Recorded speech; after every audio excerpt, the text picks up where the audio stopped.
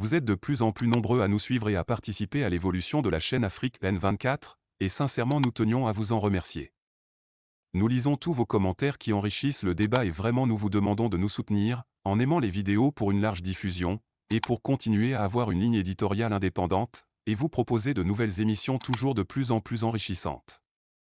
Ne restons pas passifs, soyons actifs. Merci et à bientôt.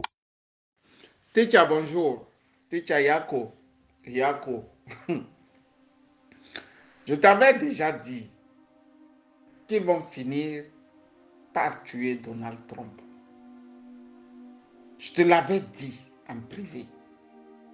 La dernière fois, quand ils l'ont échappé de justice, comme par hasard, je t'ai dit, ils vont récidiver. Ils vont récidiver.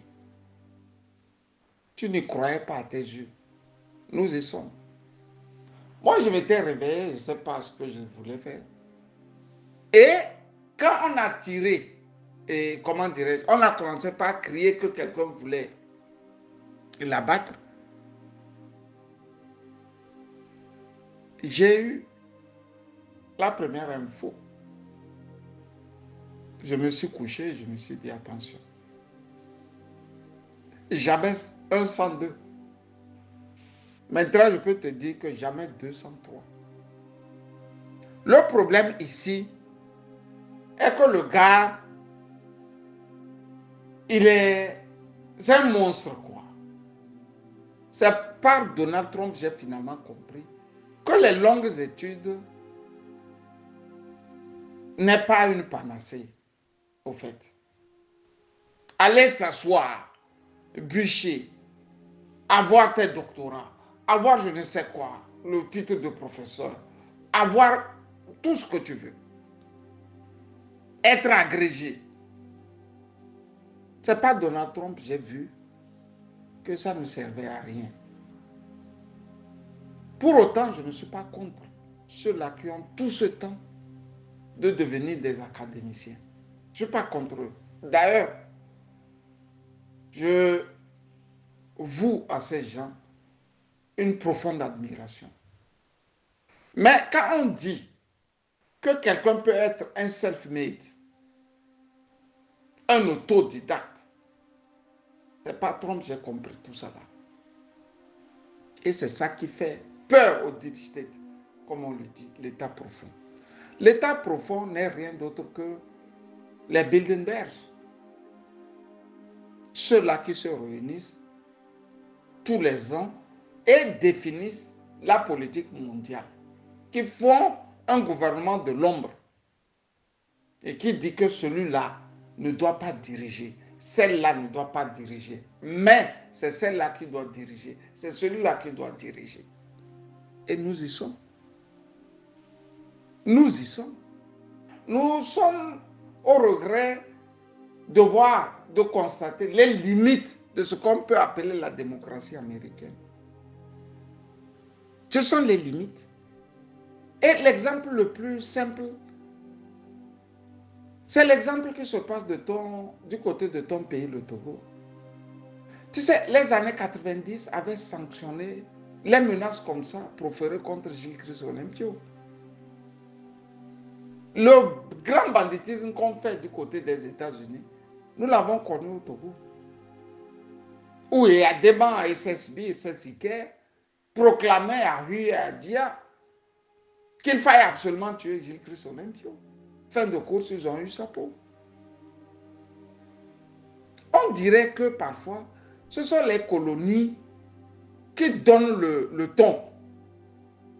Et les colonisateurs finissent aussi par épouser ce ton. C'est hallucinant. Hein? Regarde ce qui se passe en France de Macron. Si on te dit qu'un parti gagne aux élections législatives et que Macron ne veut pas choisir en son sein un premier ministre, tu n'allais pas croire. On a vu ça au Togo aussi. Maître Agbowo et son cas avaient gagné les élections de 1994. Et Adeba ne voulait pas choisir un premier ministre au sein du CAR. Il fallait débaucher notre parti. C'est la même chose que Macron est en train de faire. Des fois, ce sont les colonies qui donnent le ton. Et le colonisateur, lui, vient paraffer. C'est à ça que nous sommes maintenant. Combien de fois n'a-t-on pas cherché à détruire Gilles Christ Olympio? À la fin, c'est des balles qui ont atterri sur ses testicules. Et puis bon, le monsieur finalement s'est rangé et puis bon, allez s'asseoir et puis regarde la suite des choses. Je n'ose pas croire que comment vous l'appelez, Donald Trump lui va faire ça. Et puis, la leçon à tirer dans tout ça est qu'il faut faire la politique quand on a les moyens. Imaginez un peu Ticha qu'il n'avait pas les milliards à sa disposition. Il n'avait pas la politique de ses moyens. Ou les moyens de sa politique. On l'aurait écrabouillé depuis. Avec des antécédents judiciaires, avec des menaces à peine voilées, avec des bruits de bottes, et ainsi de suite.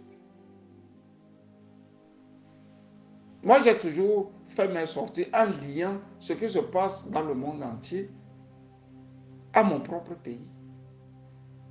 Et c'est ça qui fait défaut au Togo. Les Nyassingos ont appauvri tout le monde. Ceux-là, ils n'ont pas appauvri, comme les Djondo, Kofi, sont ceux-là aussi avec lesquels ils travaillent. Et tu vas remarquer que les Djondo, nos milliardaires, les équivalents de Donald Trump chez nous, sont du côté de la dictature. Donc ils font les choses ensemble dans le but bien précis d'appauvrir davantage la population. Pourquoi nous nous relevons jamais? Tu ne peux pas durer au pouvoir comme les Nyassingé ont duré au pouvoir si tu n'arrives pas à mettre le braquet sur la couche moyenne. Ticha. C'est la couche moyenne là, on est en train de détruire aux États-Unis aussi. Elle commence même par ne plus être existante en Allemagne. C'est la triste réalité, c'est mon pays. La couche moyenne commence par ne plus être existante aussi en Allemagne. D'ici 10 ans, 15 ans, 20 ans, si rien n'est fait, on va se retrouver devant une configuration à la togolaise. Soit tu es immensement riche, ou soit tu es immensement pauvre. C'est la triste réalité. Déjà. Quand je vois le nombre d'Américains sans toit aux États-Unis, et quand je vois cette femme-là qui rit, elle ne fait que rire. Kamala Harris. Derrière ce rire-là se cache une tueuse froide. Il faut vous méfier des gens qui rient. Quand quelqu'un aime rire, là, même ça ne fait pas trop rire, il rit là. C'est-à-dire qu'il masque sa méchanceté derrière le rire. Quand quelqu'un aime rire pour rien, là, il faut vous méfier. Il faut vous méfier. Ce qui va se passer est qu'ils vont le fatiguer. Et ils vont l'amener à avoir lui-même peur. Parce que quand Kamala Harris a rebondi, on nous a dit qu'elle gagnait. Elle gagnait, elle gagnait. Mais, il y a des sondages qui sont tombés dans les États clés aux États-Unis. Dans les États clés. Tu sais, ils ont un mode, où vous avez un mode démocratique ou électoral des plus bizarres au monde, où Tchamba peut avoir les grands électeurs plus que Sokodé, et c'est pas Bassar a des grands électeurs plus que Lomé, et ainsi de suite, ainsi de suite. Des États clés, c'est Donald Trump qui est devant. C'est des réalités, nous vous le dirons jamais. Il faut fouiller en tant que journaliste pour les avoir. C'est comme cette sortie aussi de ce député polonais qui a dit à Anthony Blinken de quitter vite la Pologne, de quitter vite l'Europe. Et qu'il était un messager de la guerre. Il puait la guerre, le sang, les larmes. Qui est-ce qui va montrer ça dans les médias occidentaux? Tu ne peux pas retrouver de ces sorties comme ça dans les médias occidentaux. Ce n'est pas normal. On a amené même les Africains à accepter que ce qui se passe en Ukraine là est normal. Que ceux qui disent qu'il faut arrêter la guerre ici et tout de suite sont des complotistes. Il ne faut pas arrêter la guerre, il faut la continuer. Zelensky a beau envoyer des mercenaires tuer nos frères maliens. Qu'est-ce que ça dit aux Africains? Il y a des Africains qui croient encore dur comme fer que le régime nazi de l'Ukraine est un bon régime. Tu vois comment ils nous ont terni le mental. Ils ont désarticulé les sociétés africaines, le raisonnement d'un homme noir africain. Comment des Ukrainiens vont, sous nos yeux, traquer des étudiants noirs qui vivaient dans leur pays. Et que les Noirs trouvent que ces Ukrainiens ne sont pas aussi méchants que ça. Ils ont raison de se défendre. Il y en a plein comme ça sur les plateformes des réseaux sociaux qui raisonnent comme ça. Ce qui s'est passé au Mali, il n'y a pas de froid, quoi. Ça ne les gêne pas. L'Ukraine reste encore un pays enviable. Tu vois? Grosso modo, on l'en veut parce qu'il dit qu'il veut arrêter avec la guerre. Arrêter avec la guerre veut dire que l'État profond ne sait plus vendre les armes. Arrêter avec la guerre veut dire qu'il faut ouvrir notre front de guerre quelque part. Et où est-ce qu'on va envoyer des tonnes d'armes si ce n'est pas en Ukraine? Puisque c'est là-bas, il y a des guerres de haute intensité. En Afghanistan, l'Amérique a été humiliée, les États-Unis ont été humiliés. Si c'est en Iran, le pays, c'est un gros morceau pour eux. Tu ne sais pas faire la guerre avec des pays comme l'Iran. Ils ont trouvé l'Ukraine et puis ils sont en train de ravager toute la société ukrainienne. Tu te rappelles de ce sénateur américain qui a dit « Nous allons combattre jusqu'au dernier Ukrainien ». Il ne dit pas jusqu'au dernier Américain. Hein. Tu vois, c'est toujours bien de mettre l'enfant d'autrui devant, tout en conservant ses propres enfants. Tu vois, ils vont traumatiser Donald Trump. Il a les nerfs en fer, en acier. Mais l'oligarchie, l'élite démocrate est décidée à en finir. Et c'est l'erreur que nous faisons toujours en Afrique. On a toujours pensé que c'est la droite qui est contre, par exemple, les Africains. Alors que le courant gauchiste, le courant démocrate pour les Américains, socialiste pour les Français, c'est le courant qui a véhiculé les thèses de l'esclavage, de la colonisation et les ont pratiquées. En Amérique aussi, c'est ça. Ce sont les républicains qui étaient contre l'esclavage des Noirs. Mais les médias, l'élite démocrate, a fait en sorte qu'on pense que ce sont les démocrates qui sont bons pour l'Afrique. Alors que ce sont eux qui véhiculaient les idées racistes, les idées anti-noirs. En France, c'est l'élite de gauche qui a propagé les idées de colonisation. La traite des esclaves, ce n'est pas l'élite de droite. Les Africains ne font même pas, c'est pas, attention à ça. Je me rappelle encore de ce débat qui avait eu entre Kofi Annan et Ramayad.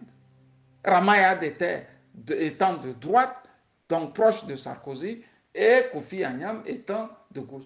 Il a dit une phrase là. Depuis ce jour, j'avais voulu l'appeler pour lui dire, papa, écoute, je suis obligé de te faire une leçon d'histoire. Ce n'est pas la droite qui était pour la colonisation et l'esclavage. Mais la gauche, ta gauche, que tu es venu sur les plateaux de télévision défendre. Il disait qu'il n'arrivait pas à comprendre que noir soit de la droite. C'était vraiment une erreur terrible. Je n'ai jamais eu le temps de discuter avec lui sur ce fait pour lui dire plus jamais qu'il ne dise des choses comme ça. Ce n'est pas la gauche qui véhicule les idées antiracistes, c'est bien la droite. La gauche étant cambrée sur ces idées racistes et autres.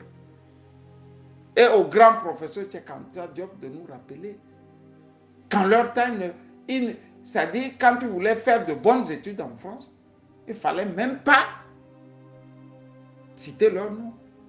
La gauche s'interdisait ici et tout de suite. Et il faut continuer et voir comment la gauche française a traqué Frantz Fanon. Vous savez que Frantz Fanon n'est pas beaucoup connu en France. Il est plus connu en Angleterre et aux États-Unis qu'en France. Je dis l'immense Frantz Fanon n'est pas tellement lu en France parce que la gauche a pris soin de le traquer. Et que dis-je d'Aimé Césaire? Ils l'ont traqué jusqu'au point où le gars a dû fuir la France. C'est factuel. C'est factuel. Tu sais, il y a des gens qui sont gourmands. Pour eux, l'argent, il faut toujours l'avoir. L'argent, c'est Dieu. L'argent, c'est ça qui fait le monde. Et c'est le deep state aux États-Unis. C'est pour ça qu'ils traquent Donald Trump. Et les Africains, parfois, dans un sursaut d'ignorance, j'appelle ça un sursaut d'ignorance. L'Africain est d'une ignorance crasse. Hein? L'Africain est d'une ignorance crasse.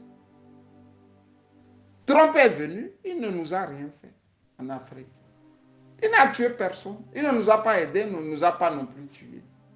Obama est venu, il nous a tués, il ne nous a pas aidés. Mais l'Africain acclame Obama. Quand j'ai dit ça, j'ai voulu te dire bonne journée de lundi et bon début de semaine. Camille Sali.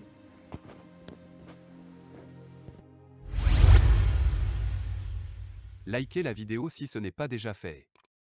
Laissez aussi votre point de vue en commentaire. Abonnez-vous et cliquez aussi sur la petite cloche de notification pour ne rien rater de nos prochaines vidéos. N'oubliez pas de partager aussi la vidéo et de la liker.